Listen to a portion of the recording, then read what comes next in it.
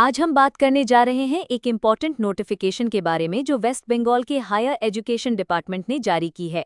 ये notification post graduate यानी PG admissions 2025-2027 के लिए है। इसमें पीजी प्रोग्राम्स के लिए एडमिशन प्रोसेस, शेड्यूल और कुछ खास निर्देश दिए गए हैं। इस नोटिफिकेशन का नंबर है 986 EDNU/HED 1205/UNV/SEC/DOHE और इसकी डेट 1 अगस्त 2025 है। इसे गवर्नमेंट ऑफ वेस्ट बंगाल के हायर एजुकेशन डिपार्टमेंट ने यूनिवर्सिटी ब्रांच से जारी किया है, जिसका पता विकास भवन, 6th floor, salt lake, Kolkata 700091 है। इस तरह की और इम्पॉर्टेंट अपडेट्स के लिए हमारे चैनल को लाइक और सब्सक्राइब जरूर करें। बेल आइकॉन दबाना ना भूलें ताकि आप कोई भी वीडियो मिस न करें। नीचे कमेंट्स में अपने सवाल पूछें और इस वीडियो को अपने दोस्तों के साथ शेयर करें। चलिए शुरू करते हैं। नोटिफिकेशन के मुताबिक वेस्ट बंगाल में अलग अलग यूनिवर्सिटीज़ के अंडर ग्रेजुएट यानी यूजी प्रोग्राम्स के रिजल्ट्स जुलाई 2025 के अंत तक आने की उम्मीद है। इसी के मद्देनज़र स्टेट गवर्नमेंट ने हायर एजुकेशन डिपार्टमेंट में पीजी प्रोग्राम्स के लिए एडमिशन प्रोसेस 8 अगस्त 2025 से शुरू करने की सलाह दी है। इसके लिए यूनिवर्सिटीज़ और कॉलेजेस के लिए कुछ खास गाइडलाइंस भी बनाई गई हैं। चलिए शेड्यूल पर एक नज़र डालते हैं। पीजी प्रोग्राम्स के पहले सेमेस्टर के एडमिशन के लिए यूजी प्रोग्राम्स के फाइनल सेमेस्टर के रिजल्ट्स 7 अगस्त 2025 तक पब्लिश होने चाहिए। ऑनलाइन पोर्टल पर पीजी प्रोग्राम्स के लिए एप्लीकेशन 8 अगस्त 2025 से शुरू हो जाएंगे। एप्लीकेशन सबमिट करने की आखिरी डेट 20 अगस्त 2025 है।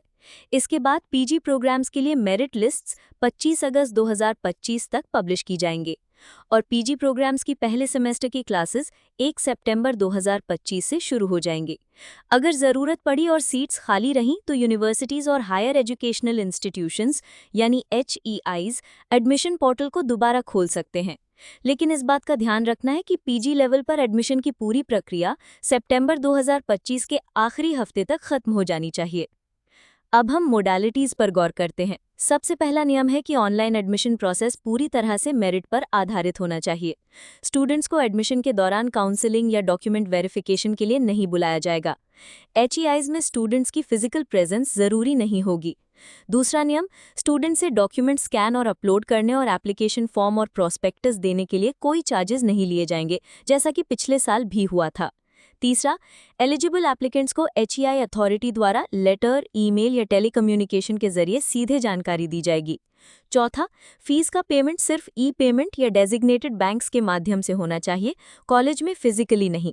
पांचवा, एलिजिबल एप्लीकेंट्स की लिस्ट डेजिग्नेटेड बैंक ब्रांचेस को दी जाएगी ताकि बैंक मेरिट लिस्ट के आधार पर एडमिशन फीस ले सकें।